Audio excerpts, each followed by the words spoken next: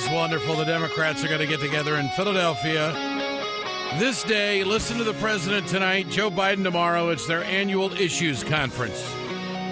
I got some issues for you. Stay tuned.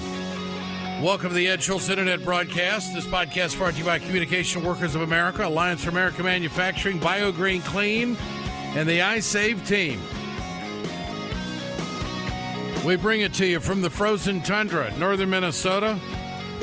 The Ed Show tonight on MSNBC will tell you exactly what they should be talking about at this issues conference. Communication Workers of America bring you this podcast. CWA building a massive movement to restore workers' bargaining rights and reclaim our democracy at cwa-union.org. Just to recap, it's Scott Walker. The reviews are coming in. He seems to be the most impressive tap dancer coming out of the Iowa Freedom Summit.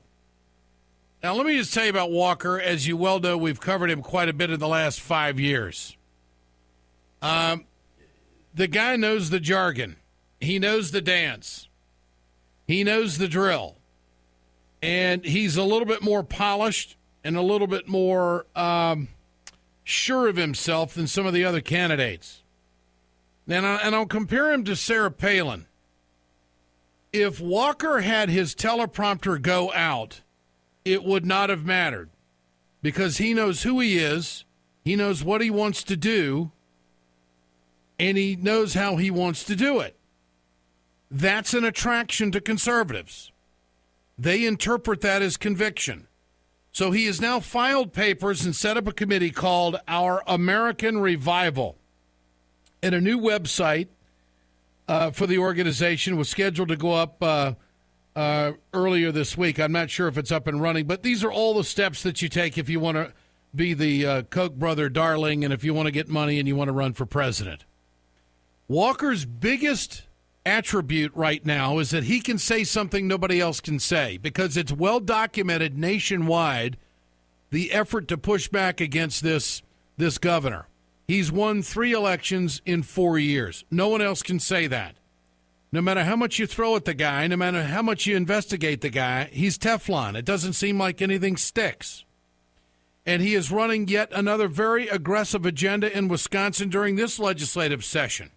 For more on that, Wisconsin State Senator Lena Taylor. Senator, good to have you with us. Good to be with you, Ed.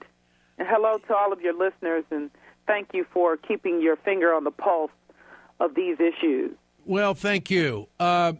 Really, I'm not surprised at all at the reviews coming out of Iowa at the Freedom Conference on Walker. He's got the most experience at doing this stuff. There's no question. He's been having these kind of talks and impressing people and saying the things that need to be said since his father was in the pulpit preaching and he was a little guy.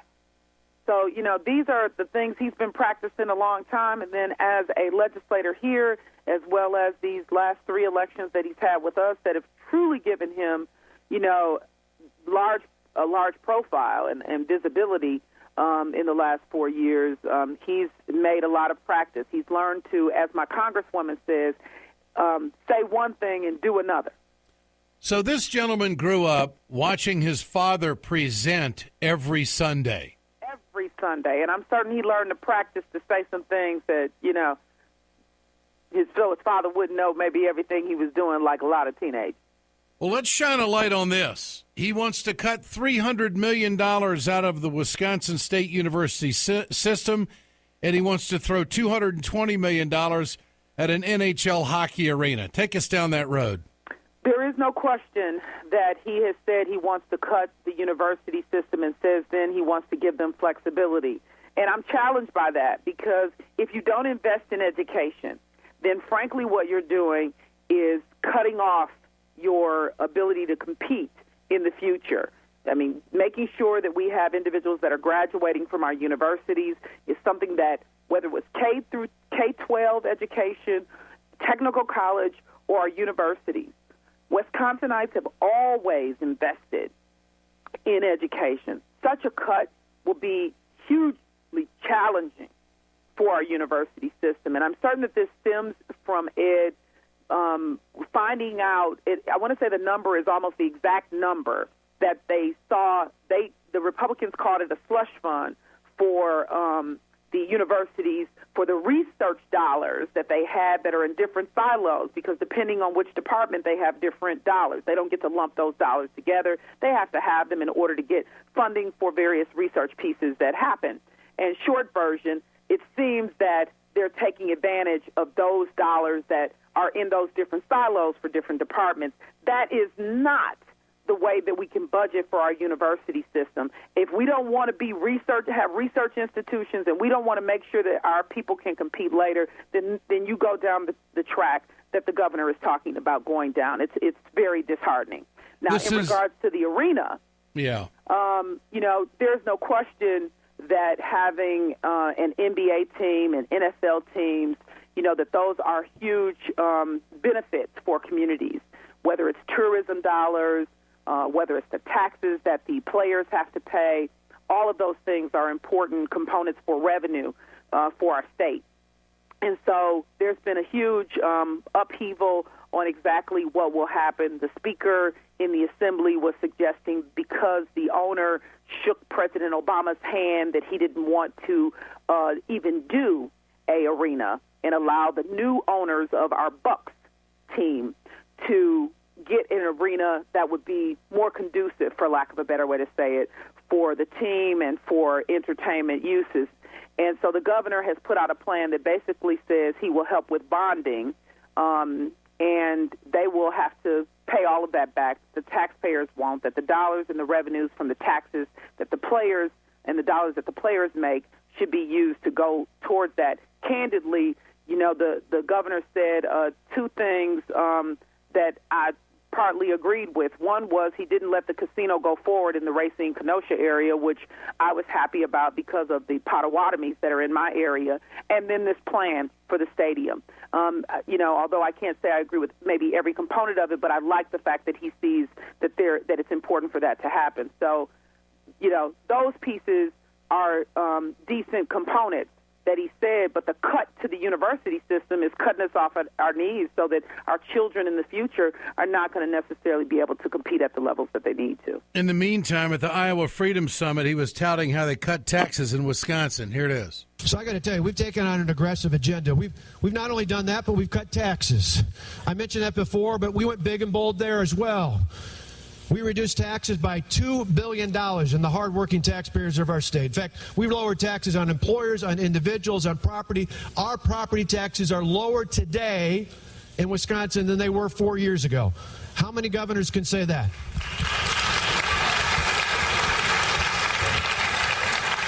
We're going to keep lowering taxes because we understand it's the people's money, not the government's money.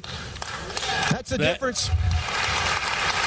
That is just an old Bush line if I ever heard one. But your response to all of that, Senator? The property tax relief was the amount of like a pizza. It sounds good when he's standing up there talking about it, but when you put it into real perspective, the amount of the cuts that were available for individuals was not some substantial amount, as he's suggesting, number one. Number two, the only reason he was able to do some of what he did is because he shifted the burden onto the municipalities and the counties because of the reduced shared revenue that he gave them. So from the state, he might be able to talk about certain pieces, but he left the burden on municipalities. And it really is a shell game. That's in a short message, Ed, it's a shell game that this governor has done consistently. And, the fact that we presently have a $2.2 billion budget shortfall by mid-2017, that's going to be the kind of issues that Wisconsinites are really facing. The fact that right now we have a shortfall in our budget that's double what the governor expected, he's not speaking about that. Those are messages from our Fiscal Bureau, which is a nonpartisan group that helps to deal with our budget, helps us to understand our budget, and works with the Finance Committee. So we will be going in, I want to say it's next week, Tuesday, with the governor's budget and giving it over so that the Fiscal Bureau can begin to go through exactly what everything is. So I'll be able to come back to you and really talk about not only the present deficit that we have in our state. So, the governor touts those things that really, I would argue, is a shell game in his conversation. He says one thing and the reality is different, but I'll be able to speak to you about the real reality we have now, which is the shortfall, as well as the projected income is a shortfall. Okay. In addition to that, he is now cutting these deep cuts that he's making because he had given all our money away to corporations before we knew exactly what revenue we had in. So these are the consequences of his previous budgeting that he's done. All right. Wisconsin State Senator Lena Taylor with us here on the Ed Schultz Internet broadcast. Great to have you with us, Senator. We'll follow up. Thanks so much. Look forward to it. Just know, Ed, it's no American revival through Scott Walker. Obama did that. I appreciate it. Thank you. That's the name of his new committee, Our American Revival. I don't think Wisconsin has contributed to the job increase whatsoever. In fact, they are lacking in the Midwest compared to the 8 surrounding states. There's no question about it. You can follow me on Twitter at We Got Ed and at Ed Show. This brought to you by the Communication Workers of America, Alliance for American Manufacturing. Now this. It really doesn't matter what time of year it is. You got to clean stuff in the house, in the garage, just general cleaning. If you're going to use something, you might as well use the absolute best. I use BioGreen Clean, and I recommend it to everybody. You got a cleaning job to do?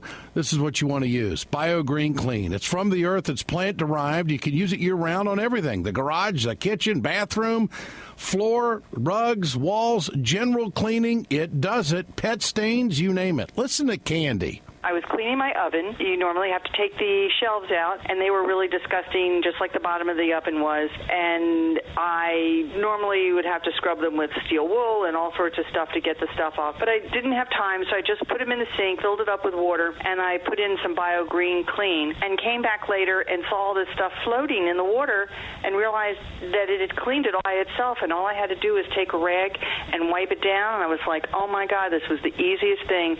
My oven looks like it's brand new again. That's how strong it is. And you know what? It's effective, and you wouldn't believe what it does to petroleum products like grease or oil or any kind of gas, and it leaves no odor. It's amazing. BioGreen Clean is from the earth. It's plant-derived. It's 100% American, 100% effective, and truly eco-friendly. 100% satisfaction guarantee to your money back. Order today. Go to my website at WeGotEd.com and order, or go to BioGreenClean.com. That's BioGreenClean.com. They'll have a demonstration right there on the website. I'm showing you just how effective and how good it is. Order today. BioGreen Clean. So it's the city of brotherly love. That's where the Democrats have gathered to talk about their annual issues, their issues conference. I'll give commentary on all of this tonight. Congressman Jim McDermott, Washington, member of the House Budget Committee with us. Congressman, good to have you on. Good to be here, Ed. My commentary tonight is going to be, how do you expect me to fight for you if I'm not sure if you're fighting for me? Now, we're on the heels of low voter turnout, the worst in 72 years, and we can obviously say, well, gosh, that's because it wasn't a general. But I think that the Democrats need to come out of this issues conference full force, saying that they're going to protect everything that has been gained. What do you expect to accomplish? What's the mission of this annual issues conference? Well, I think anytime you lose a race, or lose as we did in this election, it's time to sit back and ask yourself what happened here and what do we need to do to fix it. And that's really what we're doing.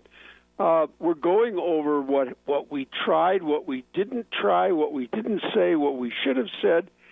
And I think that it's a healthy operation right now. And people, when you start looking at it, things economically have gone up with this president, and we didn't produce that kind of impact or that understanding in the American voter. The healthcare situation in this country is much better than it was because of what the president has done and what we've done here in the Congress. Again, we didn't sell that as a result that people could see. even though they're feeling it. And then the funniest thing is that people want things like the minimum wage to go up by 60, 70%, but then they vote for the Republicans who make them feel better even though they don't do one darn thing for them. That's been our problem, was that we have not been able to convince the American people that when Democrats are in, things are good for you, and when the Republicans are in, you go downhill. All the recessions have been from the Republicans. I guess my advice would be, and not to lecture here, but I am going to give commentary on this tonight. It's the old saying, play hard, play smart, play together. Yep. And the fact is that if it were me, I would tell the Republicans, gosh, you obstructed everything last time around. We're going to do the same thing unless you give us minimum wage. I mean, this is the only language the Republicans understand. You only have to go back. Here it is on Thursday. Just go back to Sunday. Meet the press, or not meet the press, but 60 Minutes. Boehner and McConnell basically saying that everything that Obama wants to do is dead on arrival. Well, you know what? The Democrats can play that game too, and that will signal to the liberal base and to the moderates, the Democrats are willing to fight. It's capitulation at any corner is what the Republicans are looking for. And I think that you almost got to fight fire with fire. Your thoughts on what could come out of this conference? Well, we're headed, as you know, for a court decision on whether the subsidies for Obamacare are legal or not. And the Republicans already recognize that, having started that lawsuit to undercut the law on a very flimsy base, that if they win, they've got a big problem because they have nothing to offer as an alternative. And they're coming to the president saying, give us your alternative. Give us your plan B. Come on, help us out here. If we win in this lawsuit, how are you going to fix it? And if I were the president, my answer to them would be, you started this fight. What is your alternative? For 5 years, you've been trying to repeal it. And they're going to try next week, by the way. They're going to try for the 55th time to repeal it. Now, my position, if I were the president, would be, no way, you guys go home and think up your own answer to this, because I put something out there that's working. It's reduced costs by 20%, according to the CBO, and we've dropped from, we've got another 20 million or 12 million people who have gotten their insurance under this plan. What have you got that's better? And that's where we're really, some of the members, when they ran this time, walked away from saying those kinds of things. And I think we did it at our own, it was our own, it hurt us. I think it did. And, I think the Democrats have got to resell to the base that they're not going to get shoved around, that, we are who we are and we're going to play tough. And there might not be a whole lot that gets done between now and in the general election. And then what's the conversation about the Coke? There's two more things I want to talk about, Jim.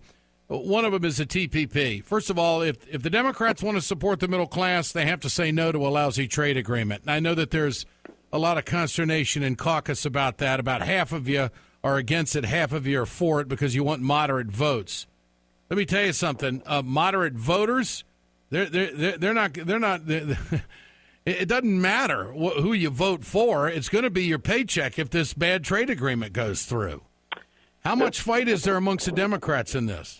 Well, there's a lot of fight. This morning there was a meeting that wasn't on the schedule originally. At 7:30 in the morning, there were about 60 people sitting in a room talking about the trade thing. People are on fire about this because currency manipulation, which is what has been used against us by the Chinese and others, has cost us millions of jobs. It really has done that. When they drive the value of their currency down, suddenly their products are cheaper, and we lose the jobs. The jobs move from the United States to somewhere else, maybe China or whatever. And those kinds of issues are issues that I think the Democrats, if they vote for this TPP as it's presently out there, with no protection against currency manipulation, are simply asking for more jobs to move out of the country. So that issue is very well understood by some, and I think gradually people are beginning to think, when I go back to my district and say I voted for this, who does better because of this? Is it Wall Street, and that's all we're up to? Or where is the American worker? Where is the middle class? The people who are the backbone of this country. We talk about them, but then we pass laws and make trade agreements that undercut them. And we've got to stop that. And I think the Democrats understand that. The other thing is there any conversation? I want to know if there's any conversation about the Kochs willing to spend $1 billion in this election cycle. I mean, how in the hell are liberals in this country going to match that? Well, there has been considerable talk about the fact that we have to go back to the old ground game that we used to do, which is people, precinct committeemen and working precincts and walking and doing. There are ways, person to person, that you can undercut the basic air war that comes on television. If all people see are ads that tell lies, they begin to think maybe that's true, unless they have someone they know come in and say, you know something, that's not true. And you're entitled to your opinion in politics, but you are not entitled to your own facts. And the facts are that the Democrats have done good things. If you look back over history, we've done a ton for this country.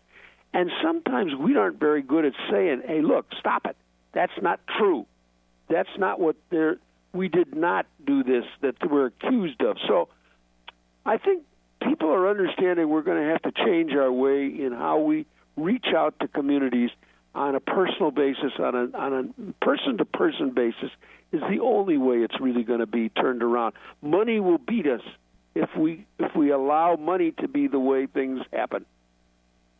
You know, it's a process of elimination and disqualification via the money.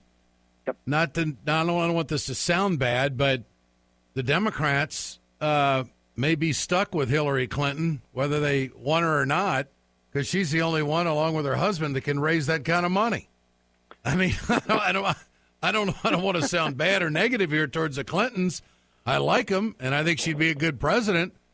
But this is I mean, when you have the opponent saying, okay, it's $1 billion on the table before you even get started, I mean, holy smokes, we're not even into February of 2015, and they got that kind of money on the table. It kind of closes the gap on a number of different fronts, I think. But it's got to be a conversation within the Democratic circles, I would imagine. There is a candidate like Mrs. Clinton who is absolutely trained at every level. She's been in the legislature. She was reelected in the Senate. She has been Secretary of State. She's lived in the White House.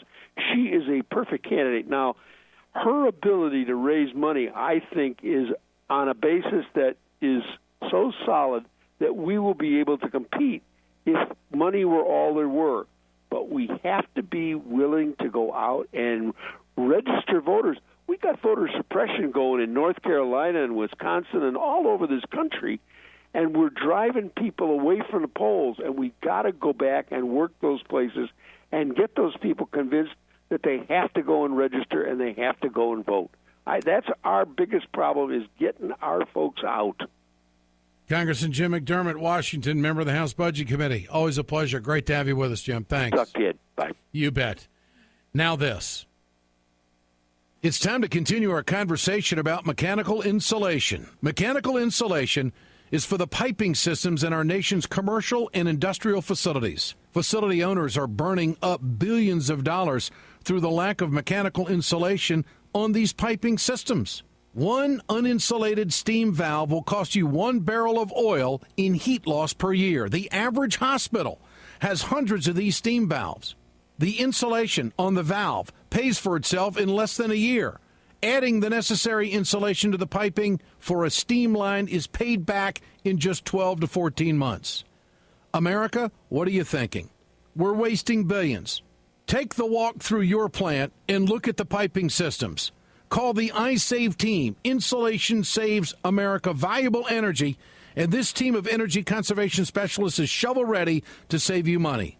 Visit iSaveTeam.org and call their toll-free number to have a specialist give your plant an energy audit. That's iSaveTeam.org.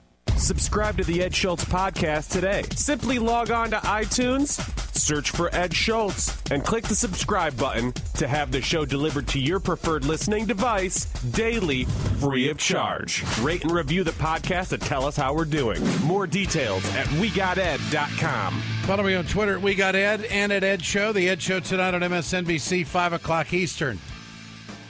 It's easy for me to sit here on a podcast day in and day out and say this is what I think the Democrats ought to do. But I can tell you what I'm not hearing. And I can tell you what I'm not seeing, which I do think will make a difference. It's a real basic, can't see the forest because of the trees. How do you expect me to fight for you if I'm not sure if you're going to fight for me? Now, I'm not saying that the Democrats are not going to be well-intended and put forward certain proposals and advocate for certain things. But it just seems to me that the left in this country is ready for some lines in the sand. And after going through the Party of No and the Republicans, and the record number of filibusters and the obstruction and the attitude of Boehner and McConnell, I would not be afraid to turn to them and say, there's more where that came from. You're not going to get anything done. And it's ultimatum time. The country knows who we are. They know that we're not for suppressing the vote. They know that we're for the minimum wage, community college, child care tax credits, education funding, all of these things. The country knows that the Democrats are all about that. But I don't think that moderate independent voters, and they do swing a big stick, are convinced that the Democrats are willing to fight and go so far as to do record numbers of obstruction to get their goal. What the Republicans have done in the last several years against Obama has solidified their base and rendered results of conviction for them. And the Democrats can take a page out of that. Don't tell me you're going to fight for me. Show me you're going to fight for me. Tell the Republicans you have no chance of getting anything through unless we get minimum wage. You have no chance of doing, and this is where play hard, play smart, play together comes in. Playing together is the Senate has to walk in lockstep with the House has to walk in lockstep with the House Democrats. The Democrats need to get on the same page. Nothing's going to happen in the Senate. You're not going to get help on anything until you do this.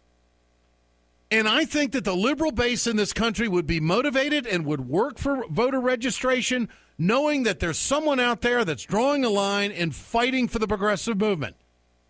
Listen to this soundbite. This is off 60 Minutes on Sunday. This is Boehner with Scott Pelley of CBS going through the list of things that President Obama wants to do. From the President's State of the Union address, let me ask you, dead or alive, raise taxes on the wealthy. Why would we want to raise taxes on people? I'll take that as a dead. Dead. Real dead. Make community college free of charge. Dead or alive. We've added more debt during the Obama years than all the presidents from George Washington down to George Bush. And giving away free tuition strikes me as something we can't afford. I'll put that down as dead as well. Increasing the federal minimum wage.